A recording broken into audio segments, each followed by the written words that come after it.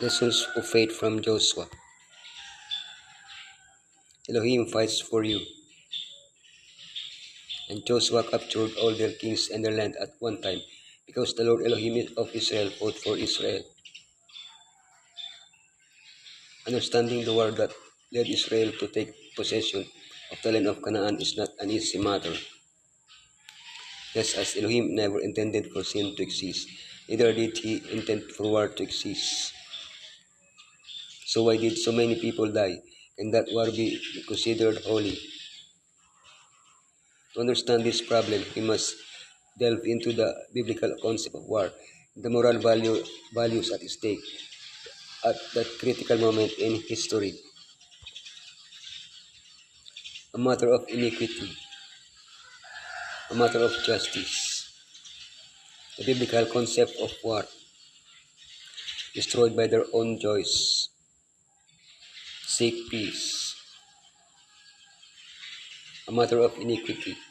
In the fourth generation, your descendants will come back here, for the sin of the Amorites has not yet reached its full measure. Archaeology has revealed that Canaan's religion was exactly what the Bible says: sorcery, divination, communication with the dead, spiritism, and child sacrifice. To this must be added the rite of sacred prostitution, which had very little to do with sacredness, practiced by both priests and priestesses. Although these practices were already common in Abraham's time, Elohim gave them more than 400 years to rectify their behavior. Finally, these aberrant rites, which lowered people's morality and fostered all kinds of vices, had to be put to an end. Extermination of the Canaanites would prevent, at least for a time, the moral degradation of humanity. Matter of justice. Elohim is a righteous judge. Elohim who displayed his wrath every day. If he does not relent, he will sharpen his sword. He will bend and string his bow. Love and justice are the foundation of Elohim's character. This makes him a just and impartial judge who postpones punishment so that the sinner may be converted, but who will not tolerate evil forever. The war to conquer Canaan was not waged for imperialist reasons, but by divine order to carry out the punishment that its wicked inhabitants deserve. Elohim's desire was to establish a just government in that territory, which would be an example to all nations, motivating them to elevate their moral concepts and thus achieve a state of peace and justice worldwide. As a warrior and judge, Elohim is committed to implementing, stabilizing, and maintaining the rule of law, which is a reflection of his character. The biblical concept of war. But be assured today that the Lord your Elohim is the one who goes across ahead of you like a devouring fire. He will destroy them. He will subdue them before you, and you will drive them out and annihilate them quickly, as the Lord has promised you.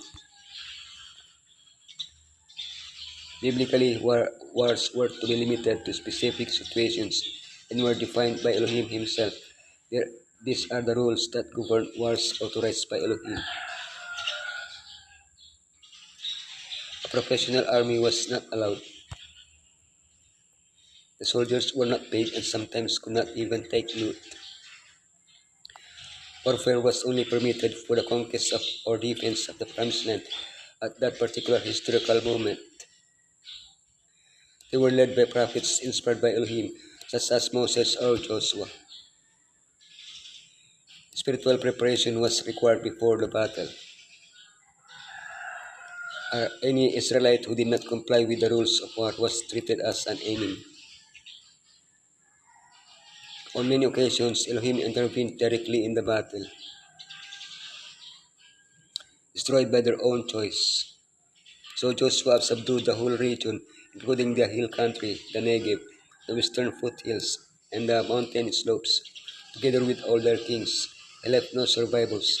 He totally destroyed all who breathed, just as the Lord, the Elohim of Israel, had commanded. The entire territory of Canaan was declared anathema, that is, dedicated to destruction. Every living thing was to die. However, there were exceptions. Those destined for destruction who obeyed Elohim could live, like Rahab. Israelites who disobeyed Elohim were to be put to death, like Achan. Before Elohim, Canaanites and Israelites were viewed equally, impartially. The difference was that some chose to persist in the rebellion against Elohim, while others chose to obey him. Now the decision is still ours. When Yeshua comes, we will be saved or destroyed by our own choice. Seek peace. I will make peace your governor and will be your ruler. Yeshua is called the Prince of Peace. He came to bring peace, and he will reign in peace. But until his kingdom of peace becomes a reality, we remain in a territory of war, immersed in the cosmic conflict between good and evil.